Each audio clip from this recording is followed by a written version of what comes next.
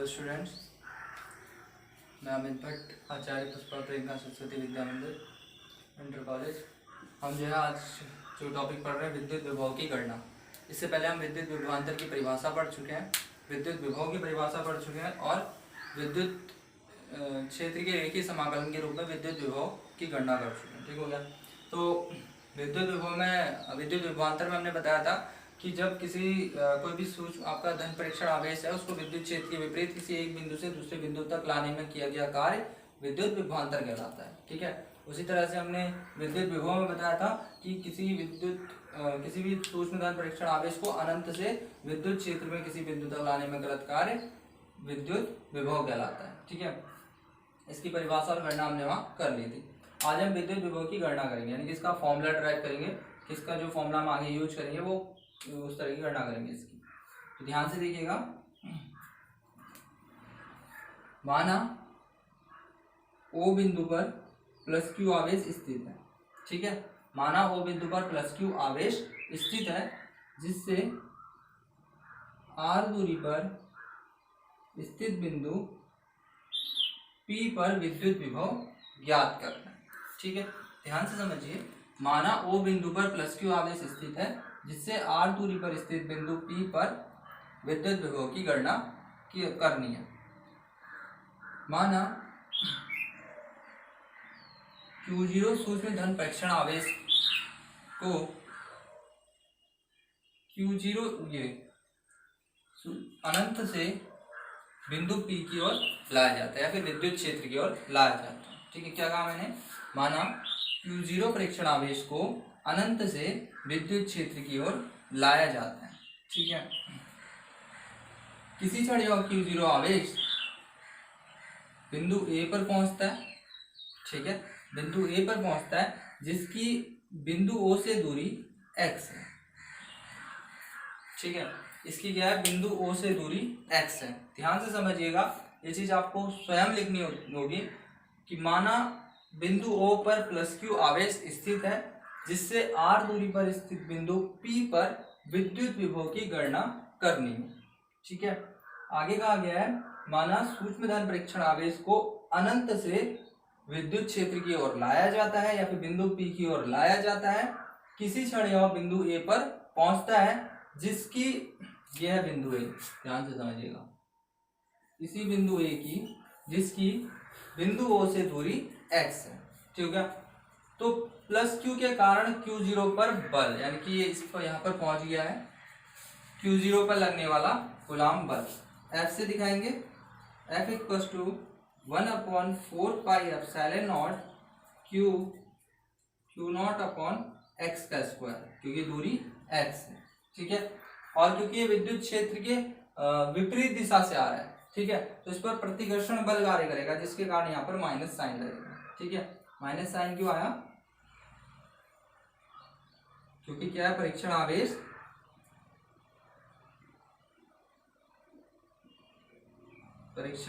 आवेश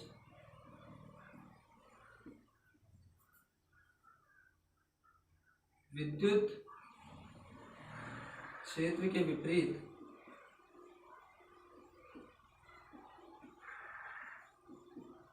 अनंत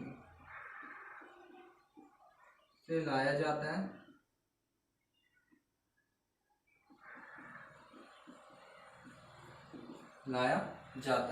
ठीक है। इसलिए क्या है? ऋणात्मक चिन्ह यहाँ लगाया। ठीक है, क्योंकि विपरीत दिशा की ओर आ रहा है। तो इतना आप समझ गए होंगे कि बिंदु O पर प्लस क्यू आवेश स्थित है, जिससे R दूरी पर स्थित बिंदु P पर विद्युत विभव की गणना करनी है। माना Q0 परीक्षण आवेश अनंत दूरी पर स्थित है, जो किसी क्षण बिंदु A पर पहुंचता है, जिसकी O से दूरी x है। ठीक हो गया। तो इस प्लस क्यू के कारण Q0 पर लगने वाला बल या कूलाम बल यही होगा। ठीक है। नेक्स्ट आगे देखिएगा। अब ये निकल गया इसका बल, इसमें बल कितना है। अब हमें ये बल पता चल गया, तो अब हम इसमें कार्य निकालेंगे। ठीक है। माना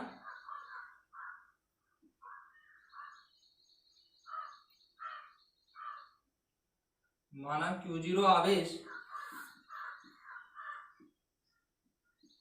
सूक्ष्म विस्थापन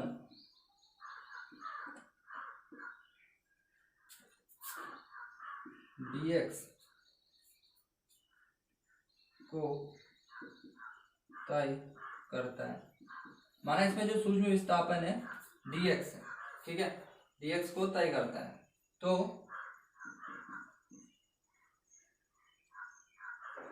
सूक्ष्म विस्थापित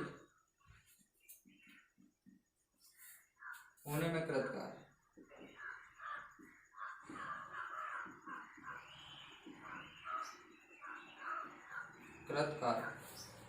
तो W इक्वल टू होता है बल गुणा विस्थापन, यानी कि F डॉट dx, और F की वैल्यू यहां से रख देंगे माइनस का 1/4πε0 Q0 अपॉन x स्क्वायर बाहर dx। ठीक है, इतना आपको समझ में आ गया होगा किस तरह से हमने यहाँ पर इसको रखा है। तो सूक्ष्म विस्थापन हुआ इसमें dx, तो ये सूक्ष्म विस्थापन dx को तय करता है, तो सूक्ष्म विस्थापित होने में कृतकार है। ठीक है, तो संपूर्ण विस्थापन यानी कि अनंत से p बिंदु तक पहुंचने में जो कुल इसका कार्य होगा, ये अनंत से इस बिंदु तक जा रहा है। ठीक है, अनंत से r दूरी पर पहुंच रहा है, दूरी r है ना, यहाँ q से दूरी r है, तो संपूर्ण विस्थापन, या फिर संपूर्ण विस्थापन ना लिख के अनंत से p बिंदु तक आने में कुल कृतकार, यानी कि कुल कितना कार्य होगा, कुल कृत कार्य। ठीक है, तो कुल कार्य कितना होगा, इस चीज को देखते हैं, ध्यान से देखिएगा।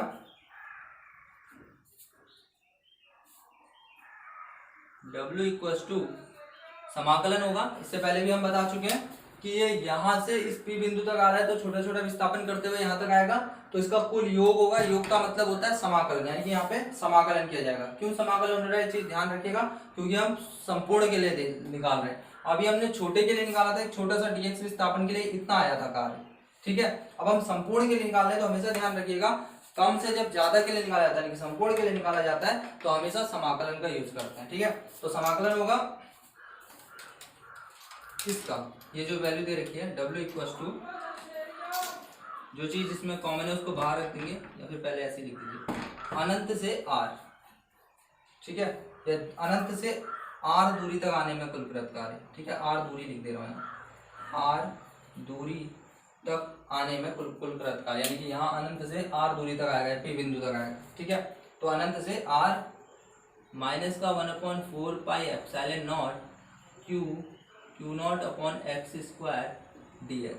ठीक है, जो चीज़ें इसमें कांस्टेंट होंगी, जिनका समाकलन नहीं होता, उनको हम नियत करते हैं, वो बाहर आ जाएंगे। W इक्वल टू माइनस 1/4πε0 और Q0 अनंत से अनंत से r, और ये हो गया आपका 1/x स्क्वायर dx। ठीक है, आगे करता हूँ इससे आगे, ध्यान से देखिएगा। तो ये सिर्फ 1/x स्क्वायर dx अंदर रहा, बाकी चीजें बाहर रह गई। तो W इक्वल टू हो गया आपका माइनस 1/4πε0 Q0 अनंत से r तक।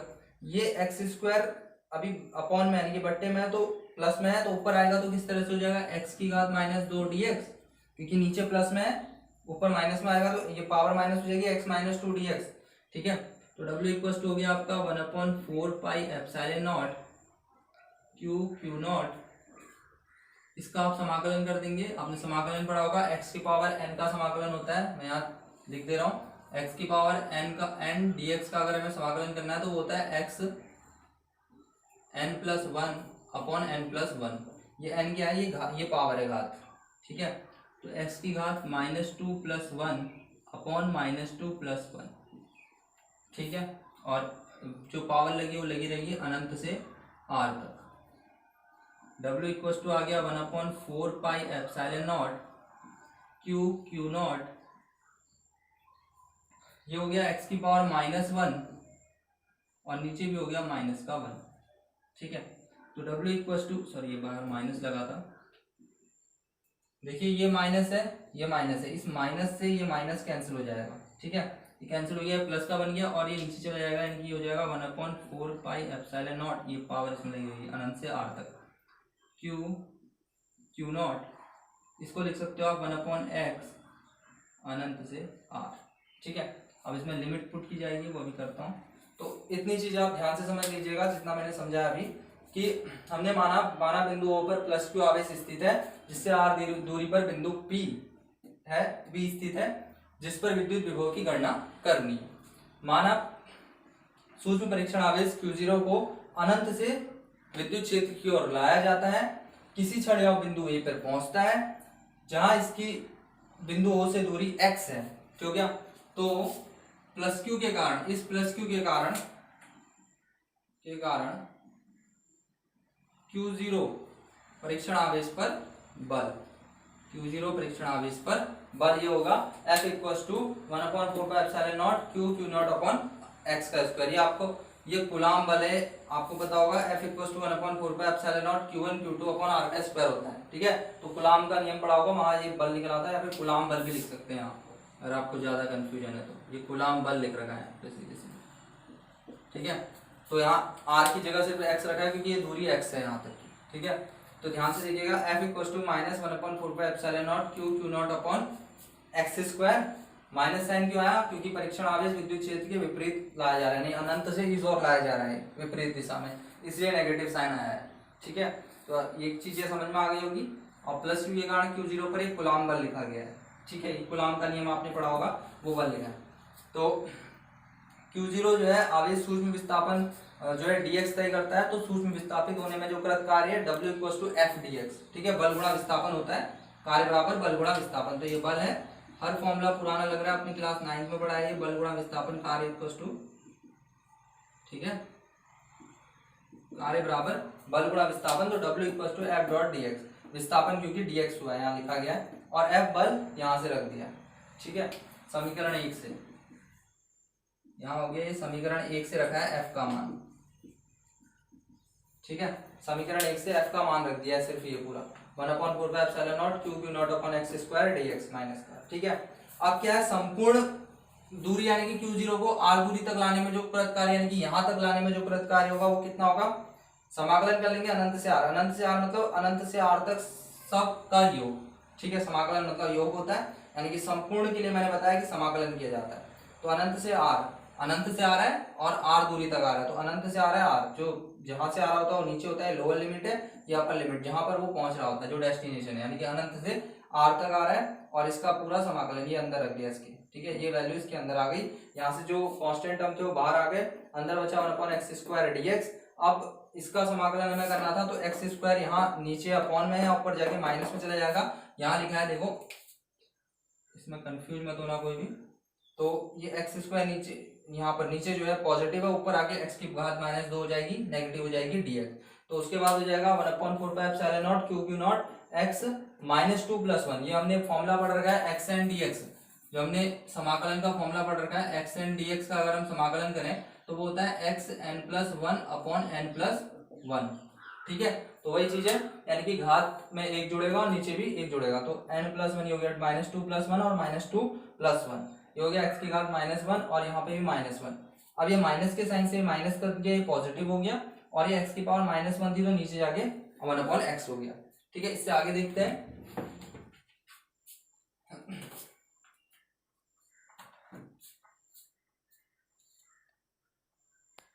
स्नैपशॉट ले लीजिए एक बार।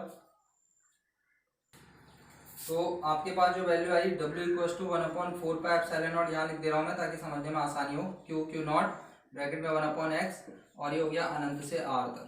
अब लिमिट रख देते हैं, यहाँ किस तरह से रखी जाती है लिमिट, 1/4 Q नॉट, एक बार x की जगह r रखेंगे 1/r, ठीक है, माइनस एक बार x की जगह अनंत रखेंगे 1/∞।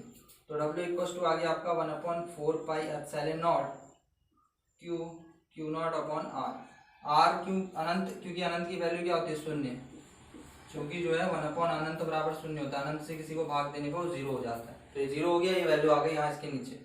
ठीक है, कार्य आ गया। तो अतः विद्युत विभव की परिभाषा से,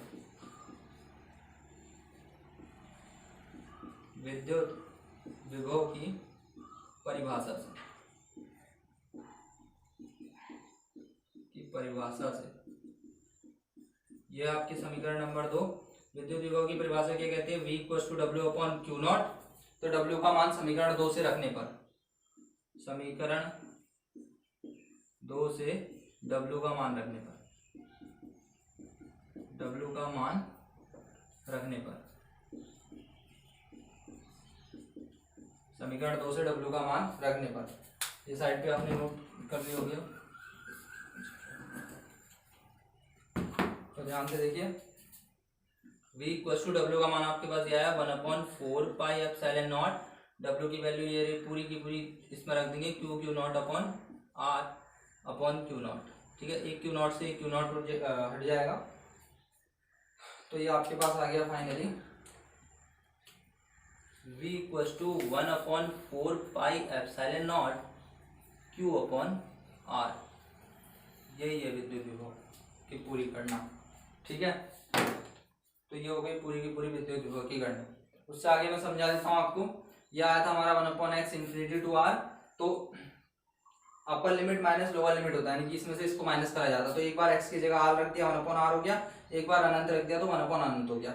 इसकी वैल्यू पूरी 0 होती है, तो ये हटा दिया और ये यहाँ सीधे इसके नीचे आ गया, यानी कि 1/r लिखूँ या फिर क्यू नॉट अपॉन r लिखूँ, वही रहेगा, क्योंकि 1 की मल्टीप्लाई इससे करने पर भी इतना ही आएगा। तो ये सीधे सीधे आ गया, यानी कि कार्य आ गया आपका, कृत कार्य, संपूर्ण कार्य। तो विद्युत विभव की परिभाषा से हमें पता है V equals to W upon Q naught होता है। हमने पढ़ रखा है सूक्ष्म परीक्षण आवेश को अनंत से उस बिंदु तक लाने में कृत कार्य क्या होता है? विद्युत विभव के बराबर होता है। तो विद्युत विभव इक्वल्स टू हो गया W अपॉन क्यू नॉट। अब W की वैल्यू यहाँ से रख दी, पूरी वैल्यू देखिए 1/4 pi epsilon not Q not upon R, वैसे ही यहाँ पर पुट कर दी। क्यू नॉट से क्यू नॉट कैंसिल हो गया, ये आ गया।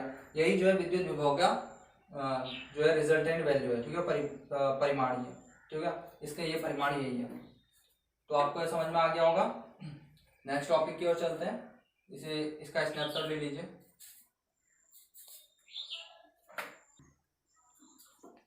तो अगर मान लो यहाँ पर बहुत सारे एक निकाय हो जिसमें बहुत सारे बिंदु आवेश है, तो उनके कारण विभव कैसे होगा? बिंदु आवेश, आवेशों के निकाय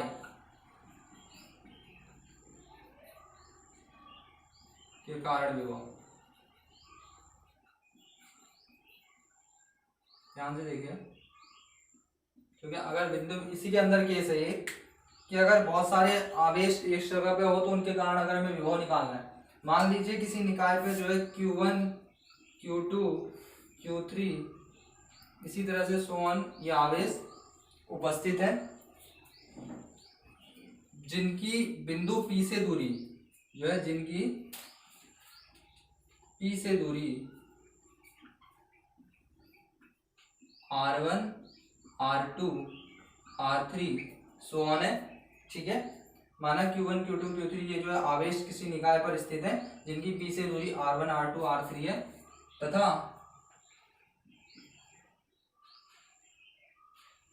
विभव, इन आवेशों के कारण जो विभव है, विभव क्रमशः आवेशों के कारण जो विभव है V1, V2, V3 so on हो तो जो भी हमने गणना करी उसमें हमने ये निकाला, हमारा V इक्वल्स टू आया 1/4 pi epsilon naught Q upon R। तो पहले के कारण विभव यानी कि Q1 के कारण विभव,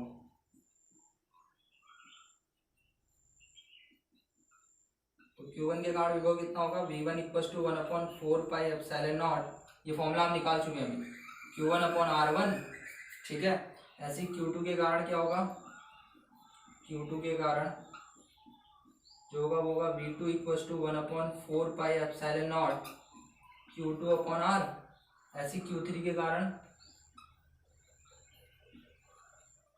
जो Q3 के कारण विभव होगा V3 equals to 1/4 pi epsilon naught Q3 upon R3। ठीक है, तो संपूर्ण निकाय पर विभव, संपूर्ण निकाय पर विभव, तो यानी कि सबका योग हो जाएगा, जिसे हम v से दिखा रहे हैं। तो v इक्वल हो जाएगा v1 plus v2 plus v3 और भी जितने होंगे उस सबका योग। तो इस तरह से हो गया, इसकी वैल्यू यहाँ रख दे रहे हैं।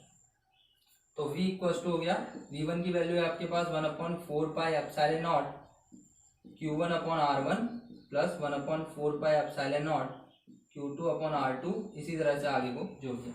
अब इसमें से कॉमन ले लो, 1/4 पाई एप्सिलॉन नॉट आपका कॉमन आ गया, अंदर आया q1 upon r1 plus q2 upon r2 plus जो भी आया आगे सब। ठीक है, तो ये है। तो अगर किसी निकाय पर माना, ध्यान से सुन लीजिए, आपको खुद ही लिखना आगे, किसी निकाय पर q1 q2 q3 आदि अन्य आवेश स्थित है जिनकी बिंदु P से दूरी क्रमशः r1 r2 r3 so on है। ठीक है, फिर से बोल दे रहा हूँ, माना किसी निकाय पर q1 q2 q3 so on आवेश स्थित है जिनकी बिंदु P से दूरी क्रमशः r1 r2 r3 so on है।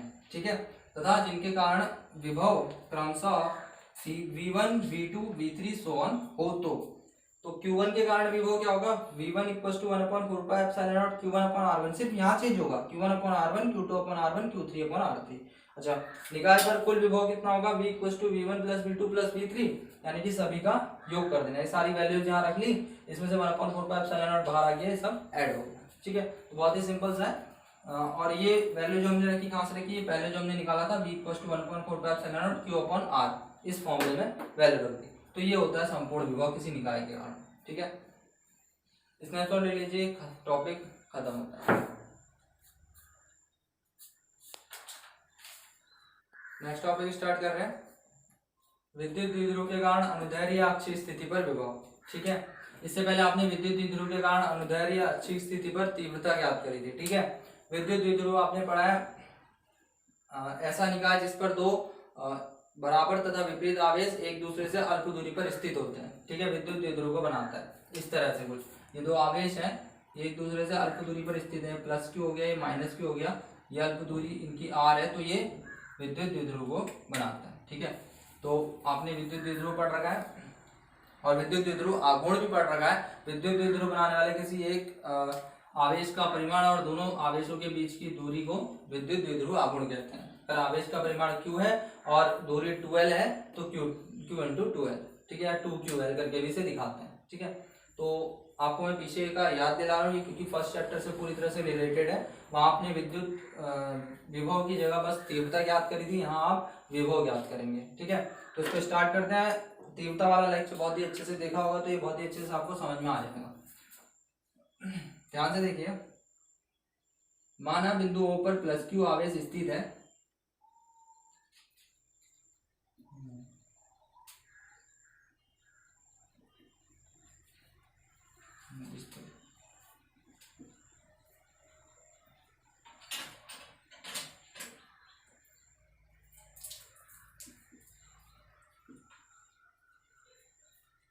देखिए माना बिंदु A तथा B पर प्लस क्यू तथा माइनस क्यू आवेश क्रमशः 2l दूरी पर स्थित है।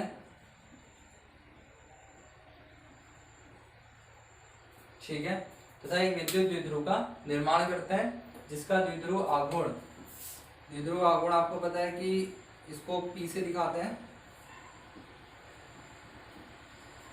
द्विध्रुव आघूर्ण क्या होता है, एक आवेश का परिमाण, विद्युत द्विध्रुव बनाने वाले आवेश का परिमाण, किसी एक का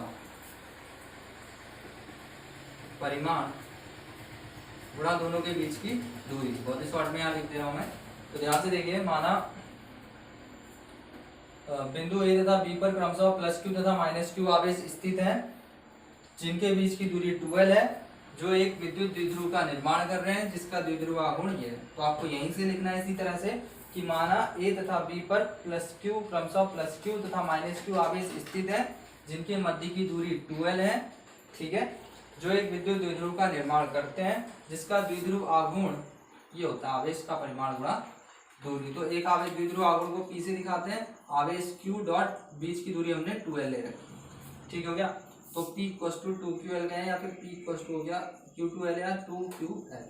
ठीक है, ये हो गई समीकरण नंबर 1। ठीक है, इससे आगे नीचे आप लिखेंगे द्विध्रुव के मध्य बिंदु O से, मैं 12 को थोड़ा इस साइड लिख दे रहा हूँ, द्विध्रुव के मध्य बिंदु O से,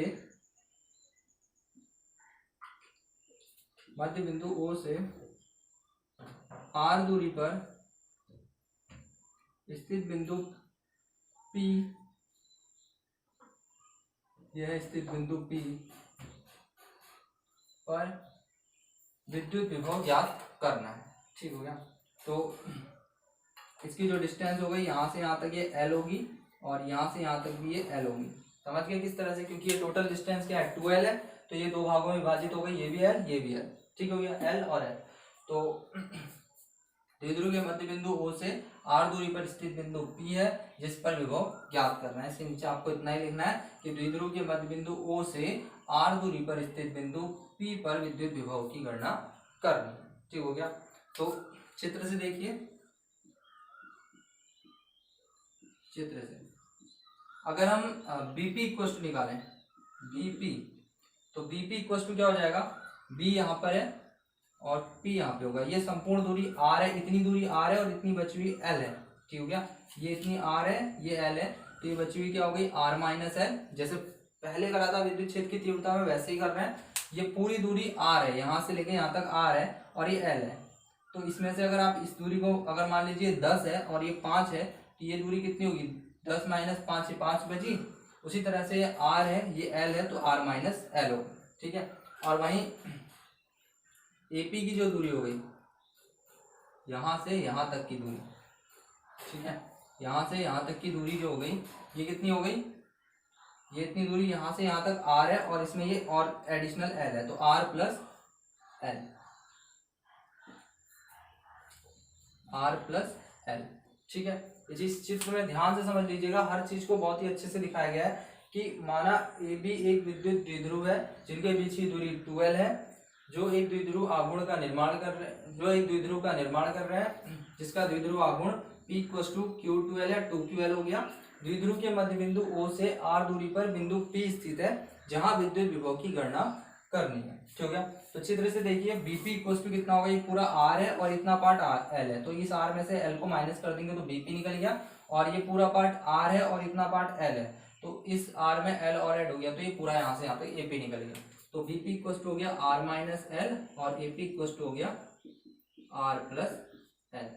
ठीक हो गया, तो माना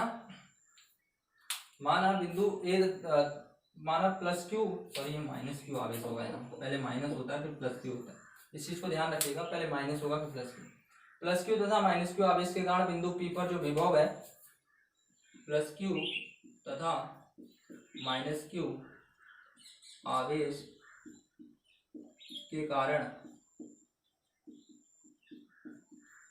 P पर विभव क्रमशः V1 व V2 है। ठीक है, तो जो प्लस Q है और माइनस Q आवेश है, इनके कारण यहाँ पर विभव हमने बता दिया V1 और V2, यानी कि V1 कहूंगा तो प्लस Q के कारण होगा वो विभव, और V2 कहूंगा तो माइनस Q के कारण होगा। ठीक हो गया, आपको कुल विभव निकालना है। तो V1 इक्वल टू फॉर्मूला क्या होता है विभव का, इससे पहले निकाल रखा है, मैं विभव का फॉर्मूला यहाँ लिख दे रहा हूँ, आपको ये याद रखना है बिल्कुल, तीव्रता और इसका V equal to 1/4 pi epsilon naught Q upon R होता है, यही होता है ना फॉर्मूला, सूत्र है ये, इससे पहले गणना कर रखी है इसकी। ठीक है, पूरी गणना में ये निकला, ये सूत्र जो हमने निकाल रखा है, डिराइव कर रखा है।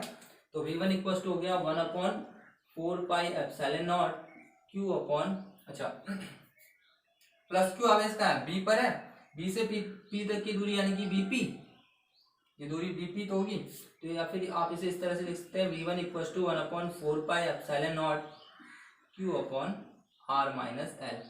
ठीक है, क्योंकि आपको पता है BP equal to R minus L, R minus L। ठीक हो गया, नेक्स्ट तथा V2 इक्वल टू हो गया 1/4 pi epsilon naught Q upon, देखिए V2 किसका विभव है, V2 है -Q का, लिखा है ना, +Q और -Q के कारण विभव V1 और V2 है, तो यानी कि V2 किसका है, -Q का है।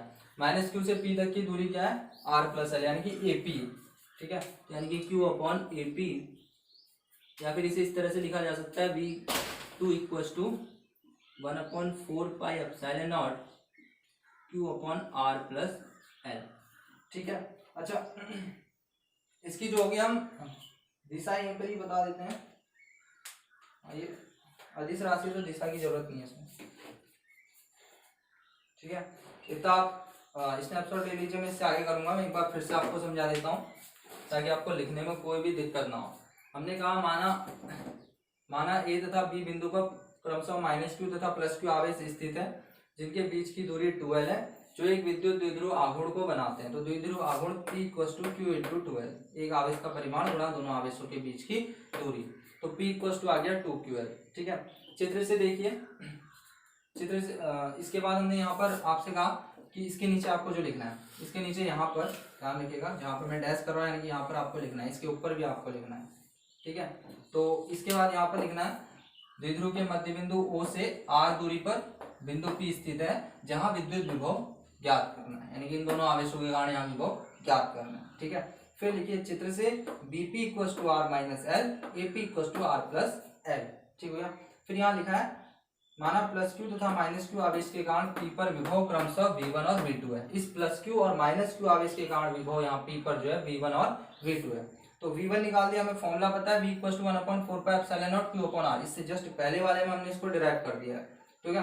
तो यहाँ Q अपॉन R की जगह BP है, क्योंकि V1 किसके कारण है, +Q के कारण है, +Q यहाँ पर है, यानी कि यहाँ से यहाँ तक की दूरी BP, तो BP की जगह लिख दिया R माइनस L, जो हमने निकाल रखी है चित्र से।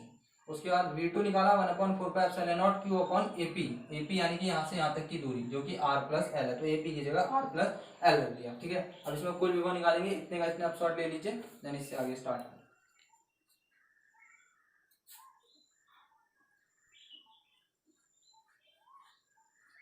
अतः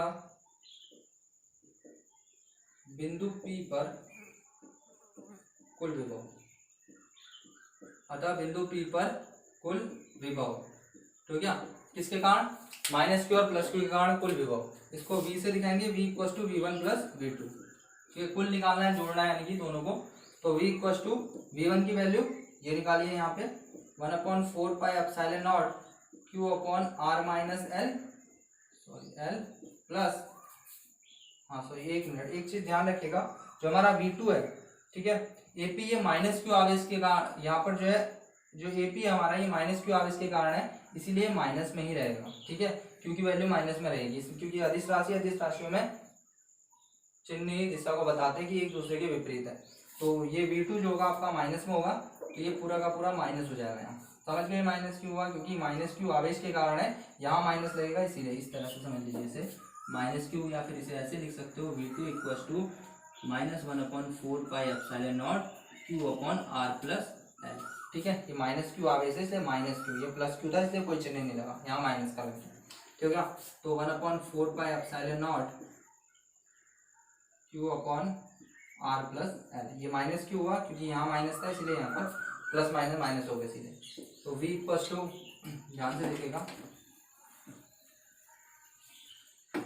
V इक्वल्स टू 1/4πε0, बाहर कॉमन ले रहा हूँ, और Q भी Q अपॉन 4πε0, अंदर बचा 1/R minus L plus 1/R plus L, तो ये हो गया आपका V equals to Q upon 4πε0, LCM ले लीजिए दोनों का, यानी कि loss of R minus L और R प्लस L, यहाँ R प्लस L नहीं है तो यहाँ R प्लस L हो जाएगा, प्लस इस साइड R माइनस L नहीं है तो R माइनस L हो जाएगा। अब इसे ब्रैकेट में इसलिए नहीं रखा क्योंकि प्लस का साइन है, तो अंदर के साइन जैसे हैं वैसे ही रहेंगे, क्योंकि उनमें कोई दिक्कत नहीं। एक मिनट, ये माइनस का साइन है, प्लस, ये माइनस का साइन है, अब ब्रैकेट लगेगा, क्योंकि ये नेगेटिव है तो नेगेटिव लगेगा। V equals to Q upon 4πε0, जो हो जाएगा R प्लस L, माइनस का R प्लस का L, समझ गए, माइनस की मल्टीप्लाई अंदर हो गई, माइनस का R हो गया, ये माइनस माइनस प्लस का L हो गया, upon R minus L, R plus L, A minus B A plus B, A square minus B square, identity लग गई, बड़ी होगी क्लास 9th में, R square minus L square गणित में, तो क्या, क्योंकि A minus B A plus B बराबर होता है A square minus B square, यहाँ लिख दे रहा हूँ मैं वो भी, ए minus B A plus B equal to होता है A square minus B square, ठीक है। ये आइडेंटिटी यहाँ पे लग गई सीधे सीधे, ए यहाँ पे आर है, बी यहाँ पे एल है, ठीक है। तो ये हो गया। इसके बाद नेक्स्ट आगे बढ़ते हैं, यहाँ पे ये आर पॉजिटिव नेगेटिव है, यहाँ पे आर पॉजिटिव है, दोनों कैंसिल आउट हो गए। यहाँ पे आगे आपका v equal to Q upon 4 pi epsilon naught, ये हो गया एल और L 2l upon R square minus L square, ठीक है। अब एल को कैंसिल आउट करते हैं, तो ध्यान से देखिए, इससे आगे यहाँ पे कर रहा हूं,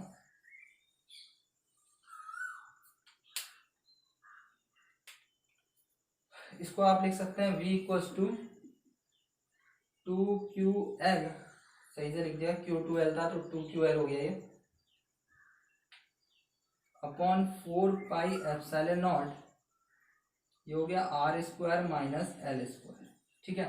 फिर हम जैसे विद्युत क्षेत्र की तीव्रता में लेते हैं कि L जो है बहुत ही छोटा है, ये जो L डिस्टेंस हम लेंथ ले रहे हैं, L बहुत ही छोटा है, इन दोनों के बीच की दूरी 2l है, और L इसके तुलना में नगण्य है, यानी कि R की तुलना में L नगण्य है। L जो है बहुत ही छोटा है R की तुलना में, तो L स्क्वायर तो और भी छोटा हो जाएगा R स्क्वायर की तुलना में, ठीक है, क्योंकि वो उसका स्क्वायर हो गया ना, तो L जो है पहले से ही R की कंपैरिजन में बहुत ही छोटा है, तो L स्क्वायर जो है और भी छोटा हो जाएगा, तो L स्क्वायर को नगण्य करने पर,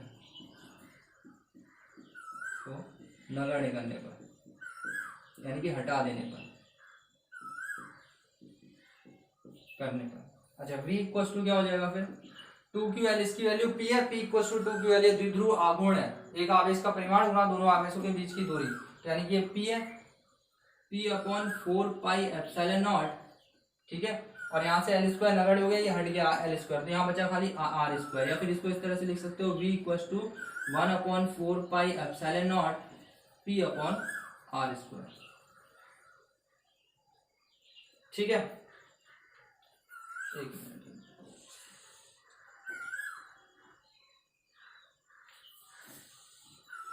ये हो गया आपका p अपॉन आर स्क्वायर, ठीक है। तो ध्यान से समझ लीजिए, यहाँ से नीचे तक आपको समझ में आ गया होगा v1 और v2 कैसे आए हमारे, ठीक है। तो क्योंकि हमारा जो v1 था वो प्लस q के कारण था, तो 1 upon 4 pi epsilon naught plus q upon R minus L रहा, तो q upon R minus L रहा, वहाँ पॉजिटिव नेगेटिव साइन नहीं आया, लेकिन ये माइनस q के कारण था, तो यहाँ आवेश लगेगा, क्योंकि अदिश राशियां जिस चिन्ह में होती हैं उसी के साथ लगती हैं, ऐसा सदिश में नहीं हुआ था, क्योंकि विद्युत क्षेत्र की तीव्रता हमने पढ़ी थी, वो एक सदिश राशि थी, वहां हम दिशाएं बता रहे थे, बी से पी की ओर, ए से पी की ओर, इस तरह से, लेकिन यहाँ पर ये आवेश ही बता रहे हैं कि एक दूसरे के विपरीत है, इसीलिए हमने यहाँ पर माइनस क्यू चिन्ह दिया है, ठीक है। तो v1 आपका था ये, v1 की वैल्यू ये थी, v1 की जगह 1/4 pi epsilon naught q upon r minus है, और v2 की वैल्यू थी 1/4 पाई एप्सिलॉन नॉट माइनस का q अपॉन r प्लस है, ये प्लस होता है लेकिन ये प्लस माइनस माइनस हो गया, ठीक हो गया। आप इसे इस तरह से भी लिख सकते हैं, v equal to 1/4 pi epsilon naught, अगर किसी को कंफ्यूजन हो रहा है, q upon r minus L plus 1/4 pi epsilon naught minus q upon r plus, समझ गए आप, ये माइनस क्यों हुआ, क्योंकि ये माइनस का क्यों था, तो प्लस माइनस माइनस हो गया, ठीक है। तो इस तरह से यहाँ पे माइनस आ गया, और फिर ये q upon 4 pi epsilon not बाहर ले लिया, इसका मैथमेटिकल कैलकुलेशन करनी है नॉर्मली, तो यहाँ बचा 1 अपॉन r माइनस एल, और यहाँ बचा 1 अपॉन r प्लस एल, ये सॉल्व कर दिया तो इसका एलसीएम आ गया, लॉस हुआ r minus L r plus L, ये r प्लस एल इधर हो गया, r माइनस एल उस साइड हो गया, ये माइनस की गुणा अंदर हुई तो ये माइनस का हो गया, और ये माइनस माइनस प्लस हो गया, ये कैंसिल आउट हो गए, और l आपका हो गया 2l, ठीक है। तो ये हो गया आपका q इंटू 2l, एक आवेश का परिमाण गुणा दोनों आवेशों के बीच की दूरी, यानी कि इसको लिखते हैं हम p, यहाँ लिख रखा है p, यानी कि p बराबर 2ql, यहाँ लिख देंगे हम, सिंस p बराबर 2ql है, क्या है ये द्विध्रुव आघूर्ण, हमने इक्वेशन 1 से लिख रखा है, आप चाहे तो इक्वेशन 1 में देख सकते हैं, स्टार्टिंग में जो लिख रखा है, तो क्या द्विध्रुव आघूर्ण p बराबर 2ql हो गया, तो इसकी वैल्यू हमें पता चल गई। इसमें इसको नेग्लेक्ट कर दिया, इसको हटा दिया, क्यों? क्योंकि जैसा हम विद्युत क्षेत्र की तीव्रता में बताते थे कि एल आर के कंपैरिजन में बहुत छोटा है, ठीक है, ये डिस्टेंस के कंपैरिजन में ये एल बहुत ही छोटा है, और तो एल स्क्वायर तो और भी छोटा हो जाएगा इससे, तो एल स्क्वायर को नगण्य करने पर यानी कि हटा देने पर, तो यहाँ से जो है 2ql की जगह p रख दिया, इसकी जगह p रख दिया है, यहाँ पे ये 2ql था, इसकी जगह p आ गया, और एल स्क्वायर हट गया तो यहाँ खाली आर स्क्वायर बचा। उसके बाद हो गया 1/4 p अपॉन आर स्क्वायर, ठीक हो गया।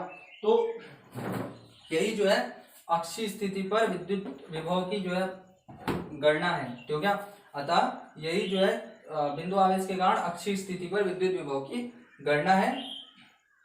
और यहाँ पर जो है विद्युत विभव जो है जो दूरी होती है, ठीक है, दूरी r के वर्ग के व्युत्क्रमानुपाती होता है, ठीक है। तो विभव जो होता है दूरी r के वर्ग के व्युत्क्रमानुपाती होता है। तो ये हो गया, इसकी पूरी कैलकुलेशन हो गई। आई होप आपको अच्छे से समझ में आ गया होगा। एक बार स्नैपशॉट ले लीजिए, इससे आगे हम नेक्स्ट वीडियो में डिस्कस करेंगे। तब तक के लिए थैंक यू।